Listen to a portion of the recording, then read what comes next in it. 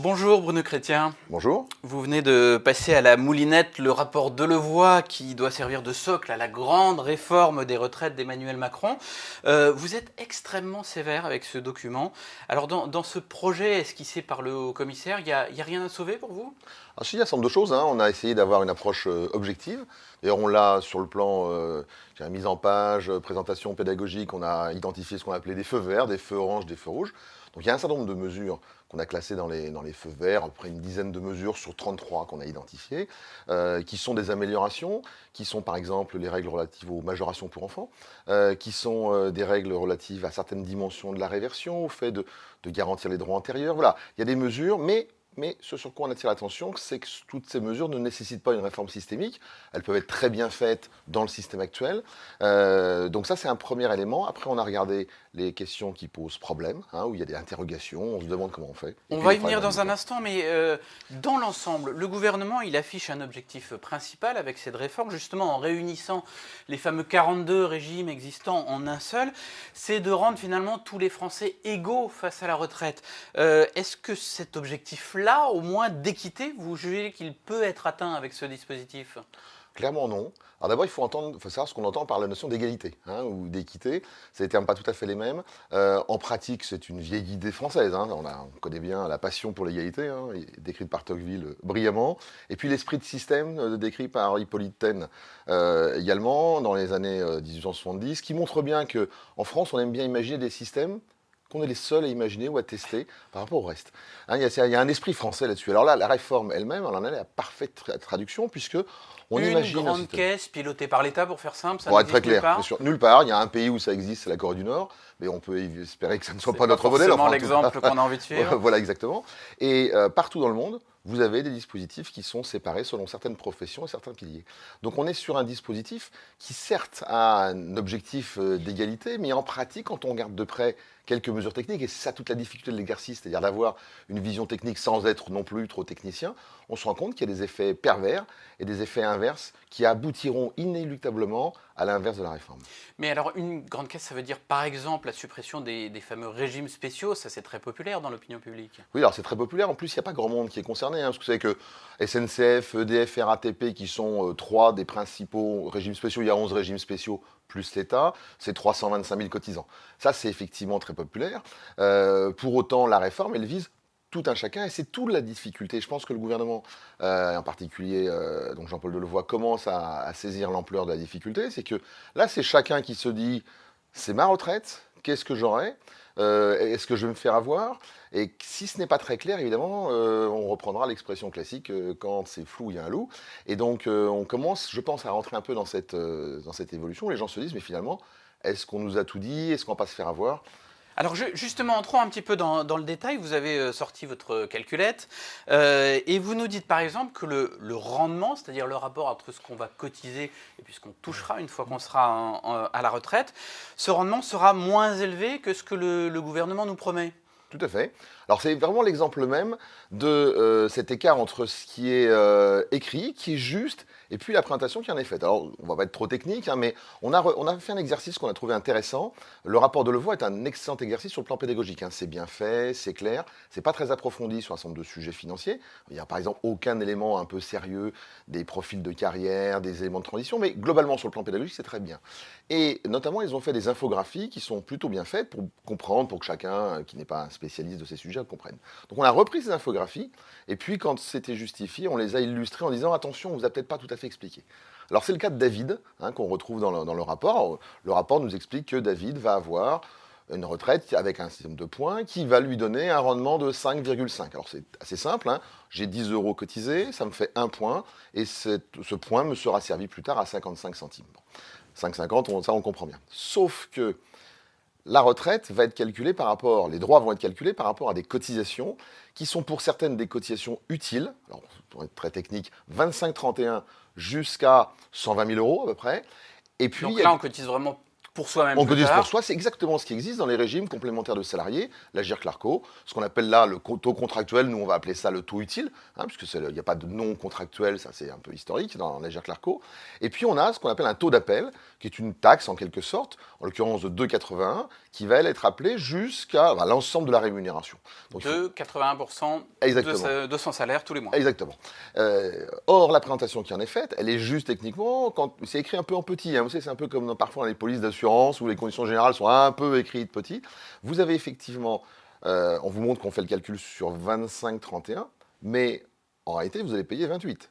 Que c'est comme que vous allez acheter Il y a une sorte de cotisation à fond perdu sur une partie de ce qu'on va verser à la caisse de retraite. Exactement, ce qui n'est pas choquant en tant que tel.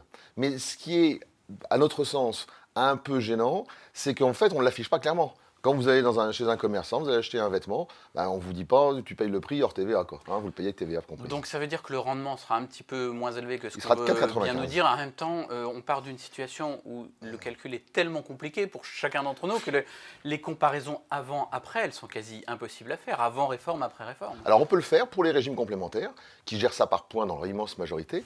On peut beaucoup plus difficilement le faire, et c'est un des vrais problèmes techniques. Pour le régime de base des salariés, c'est quand même 20 millions de personnes, où on a, vous savez, cette question des trimestres, des salaires moyens, ce qu'on appelle en annuité, dans le terme technique, et puis les régimes de fonctionnaires, dans lesquels on a un calcul qui s'opère en plus sur les 6 derniers mois, en la matière. Et cela, c'est très compliqué, et on ne sait pas comment la réforme va faire cette transition, c'est un des vrais problèmes. Mais est-ce qu'au moins, in fine, on aura plus de transparence ? Alors, le système de points est plus transparent, incontestablement, ça c'est un des points forts du dispositif. Mais au-delà, sur quoi on va attirer l'attention, c'est quand on ne vous affiche pas le vrai taux de rendement, ça donne un peu le sentiment qu'on veut un peu masquer, parce que 4,95, c'est un peu comme quand vous allez dans une grande distribution, vous allez vouer le prix psychologique. Là, c'est l'inverse. Quand on voit 5, on se dit c'est plutôt pas mal. Quand on voit 4, même si c'est 95, on pense que c'est moins bien. Alors, vous vous étonnez aussi de l'intention de repousser à 62 ans l'âge à partir duquel les veufs, et surtout les veuves, qui sont beaucoup plus nombreuses, pourront toucher une pension de réversion. Jusqu'ici, les règles sont variables, mais souvent, c'est 55 ans. Mais finalement, est-ce que c'est pas normal, puisqu'on demande à tous les Français de travailler plus longtemps ? Alors, la pension de réversion, ce qu'il faut comprendre, c'est que c'est vraiment l'exemple même d'une mesure qui apporte des avantages, dont on ne sait pas comment les financer, et 3 qui posent des problèmes. Une mesure qui apporte des avantages, c'est-à-dire qu'effectivement, on va avoir un système unique entre les Français. Il faut savoir, par exemple, qu'aujourd'hui, quand vous êtes fonctionnaire, si vous décédez, votre conjoint ou votre conjointe, c'est effectivement plutôt les femmes qui sont nos veuves, comme on peut le dire, statistiquement parlant, eh bien, la femme vivant 6 ans et demi de plus que l'homme, quand on est fonctionnaire, le droit à réversion est servi sans condition de ressources. Quels que soient les revenus du survivant, le conjoint va avoir effectivement les droits. Quand on est, à l'inverse, artisan-commerçant, eh bien, vous avez des conditions de ressources sur votre régime de base et complémentaire. Et quand on est salarié ou libéral, conditions de ressources assez basses sur le régime de base et pas de conditions de ressources sur le régime complémentaire. C'est une pétaudière, pour être très clair. Et là, donc là, on aligne tout le monde. Voilà, clairement, le rapport de Levoix est un vrai progrès.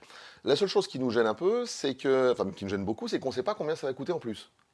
Et donc derrière, il n'y a aucun chiffrage. Sérieux, quand vous faites une réforme, en tout cas, ils n'ont pas été annoncés dans le rapport, on doit avoir, comme on le fait dans la loi de finances, on dit, telle mesure, on estime que ça fait 200 millions, 1 milliard et autres.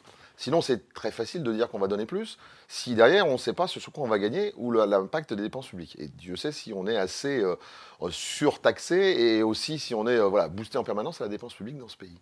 Or, en fait, ce qui est intéressant, c'est que là, on va reporter de 7 ans, l'âge de départ qui passe de 55 à 62. Alors, à l'extrême, pourquoi pas, c'est un choix qu'il faut assumer. Mais comment on fait pour les gens qui sont entre 55 et 62 ? Est-ce qu'on leur maintient un système qui est assez faible, qui est l'allocation veuvage ? Est-ce qu'on imagine des obligations au niveau des contrats d'entreprise ? Vous voyez, tout ça, on ne sait pas. On ne dit rien là-dedans dans le Exactement, rapport de on ne dit rien. L'un des autres arguments du gouvernement, c'est de dire on a des carrières de moins en moins linéaires. On peut être à un moment travailler dans le secteur public, puis être salarié, à un moment, pourquoi pas indépendant, auto-entrepreneur, et que avoir un seul régime de retraite, ça va faciliter tout ça. Vous écartez ce raisonnement ? Oui, globalement, ce n'est pas le vrai frein. En fait, hormis peut-être dans le cas des fonctionnaires, mais ça, c'est la question du statut. Quand je suis fonctionnaire, je ne peux pas avoir une autre activité professionnelle. On pourrait se poser la question, hormis pour les fonctions régaliennes, par exemple, on pourrait se poser la question d'élargir la possibilité, en plus des heures de travail du fonctionnaire, d'avoir une activité privée, de travail accessoire. Bon, ça, c'est pas toujours autorisé, mais là, c'est du droit du travail en quelque sorte, hein, bon, ou du droit de la fonction publique. En revanche, cet argument qui consiste à dire parce qu'on a des régimes différents, c'est compliqué, c'est pas vrai aujourd'hui. On ne voit plus de gens qui, on a pu l'avoir par le passé, pour lesquels le fait d'avoir un régime différent soit compliqué. Il faut savoir que, par exemple, dans les grandes catégories du privé, vous avez un système qui s'appelle la LURA, l'indication unique des régimes alignés, qui fait qu'on prend en compte la moyenne des carrières. Par exemple, pour savoir si vous avez le fameux taux plein, on va regarder, par exemple, si vous avez été commerçant, si vous avez, on additionne vos trimestres de salarié et vos trimestres d'artisan commerçant. Donc vous n'êtes pas pénalisé. C'est pas un vrai frein en carrière, voilà. Au changement. Au fond, qu'est-ce qui vous gêne le plus dans ce projet de loi? Vous insistez beaucoup sur la disparition des caisses complémentaires. Alors c'est l'Agirc-Arrco pour les salariés, il y a des caisses pour les avocats, pour les professions libérales, pour les médecins, les kinés par exemple. Qu'est-ce que ça pose comme problème? Alors, ce qui nous gêne, c'est deux choses essentiellement, hein, si on veut vraiment être centralisé sur le débat. En fait, on va avoir d'une part une question qui a trait à une forme d'équité, hein, et notamment c'est la question des rémunérations au-delà de 3 fois le plafond, peut-être l'occasion d'y revenir le cas échéant. C'était à peu près 120 000 euros 120 000 par euros, an. voilà, 120 000 euros par an. Là, on va continuer à cotiser un petit peu sans toucher de retraite correspondante à ces cotisations. Exactement. À nouveau. Ça veut dire que, par exemple, quelqu'un qui est à entre 120 000 à 320 000, hein, entre 3 fois le plafond et 8 fois le plafond, quand on fait la masse des cotisations salariales et patronales, c'est une perte de plusieurs dizaines de milliers d'euros de cotisations. Donc, première question, c'est comment on compense? C'est un cadre dirigeant, il dit vous êtes bien gentil, mais moi, il faut que j'ai des droits à la retraite. Première chose. Est-ce que l'entreprise le met en place dans le cadre de la nouvelle loi Pacte avec les pairs, ce qu'on appelait les pairs catégoriels, les pairs collectifs ou les pairs obligatoires? Donc là, c'est de l'épargne, c'est de la capitalisation. C'est de l'épargne, l'entreprise finance. Quelles règles en termes de déduction fiscale et sociale? Par exemple, les règles sont assez limitées aujourd'hui dans les pairs collectifs, ce qu'on appelait les 83. Je ne veux pas être trop technique, hein, mais voilà. Donc, il risque d'avoir de la perte au feu, première chose. Et puis, deuxième chose, ça pose un vrai problème de redistribution, parce qu'il faut savoir que la réforme paraît assez juste socialement en disant au-dessus, les gens vont verser ces 2%, ces 2,81 qui va générer une taxe en quelque sorte finançant l'ensemble des régimes. Sauf qu'aujourd'hui, on paye beaucoup plus. Hein, on paye 9,94 pour être très précis par les différents mécanismes. Au-delà du plafond, aujourd'hui, un dirigeant salarié va payer à peu près 10%, 10 points de cotisation dans lesquels il va, ça va financer la solidarité. Donc en fait, cette réforme, contrairement à ce qu'on pensait, pour les catégories les plus aisées, elle réduit fortement la redistribution. Et dans un contexte politique, avec quand même les gilets jaunes et autres, c'est peut-être pas très pertinent. Il y a la fameuse question des réserves aussi, voilà. de certains régimes. C'est la question de la réserve, c'est la question de la gouvernance. Hein. En fait, quelque part derrière, aujourd'hui on a à peu près 160 milliards de réserves, dont 70 milliards la l'Agirc-Arrco, les libéraux plus de 20 milliards, voilà, certaines professions. La question que se posent ces professions, qui généralement ont bien géré, parce que le paradoxe, c'est que les fameux régimes complémentaires... On va punir les bons élèves. On punit les bons élèves, exactement. Hein. Cette réforme, c'est vous avez les bons élèves devant, les cancres derrière. On dit aux bons élèves, vous donnez vos notes ou vous donnez votre équipement aux mauvais élèves. Si vous faites ça, vous êtes sûr du résultat, tout le monde devient mauvais élève. Et en fait, on va favoriser les régimes. Alors ça n'a rien à voir pour les personnes qui sont dedans, hein. C'est pas du tout, c'est pas stigmatisant ce que je dis, mais on va sanctionner les régimes qui ont mal géré, à savoir le régime de base qui est piloté par l'État, quasiment directement, malgré quelques partenaires sociaux qui participent, mais qui ont peu de pouvoir, et puis l'État, les régimes spéciaux. Alors que les régimes complémentaires, alors on peut être d'accord sur l'efficacité, sur les mesures, mais ils ont su prendre des dispositions qui ont fait qu'ils ont des réserves. Et donc, quand vous expliquez à des experts comptables, par exemple, qu'ils vont devoir payer à peu près 60% de cotisation en plus, se faire spolier leurs réserves alors qu'ils ont bien géré et qu'ils ne demandaient rien à personne, honnêtement, ils sont fous furieux. Qu'est-ce que vous proposez comme alternative? Alors l'alternative, c'est de redevenir un peu modeste dans les ambitions. Parce que se dire on va être les premiers à imaginer, bon, je mets de côté le pays qu'on évoquait, mais on va être les premiers dans les pays modernes à avoir un régime universel, ça fait plaisir à l'hubris. Mais ça ne sert pas grand-chose sur la vraie question qui est celle de nos concitoyens, c'est que les gens veulent une retraite qui correspond à l'effort qu'ils ont pu faire et qui soit le plus sécurisé possible. C'est ça le sujet. Les montages techniques, ça c'est l'intendance, c'est de la cuisine. Donc si on veut être pertinent, il faut se caler sur les standards internationaux. Et les standards internationaux, ils sont simples, c'est 3 piliers. Un régime de base qui assure en quelque sorte le fait que les gens ne meurent pas de faim, des régimes complémentaires qui s'adaptent aux professions. Alors évidemment, aujourd'hui, on a une quarantaine de régimes, il faut se réduire vers 8-9 régimes, hein, raisonnablement, il faut réduire, ça, on est très clair là-dessus, et on le préconise, mais il ne faut pas le faire à marche forcée, un peu à la toise, comme on l'imagine. Et donc, comme on imagine ce rapport. Et donc, après, les régimes supplémentaires qui ont toute leur place. Et en gardant aussi cette logique de régime pour les salariés, pour les indépendants, pour le secteur public, qui se correspond à ce qui se fait partout dans le monde. Et le paradoxe avec cette réforme, c'est qu'Emmanuel Macron pousserait finalement un dispositif qui, nous semble-t-il, est assez contradictoire avec la volonté qui est la sienne de mettre la France, c'est le principe de la Startup Nation, enfin, c'est d'être dans les standards mondiaux, d'être dans la course internationale, et on sortirait complètement à contresens en la matière.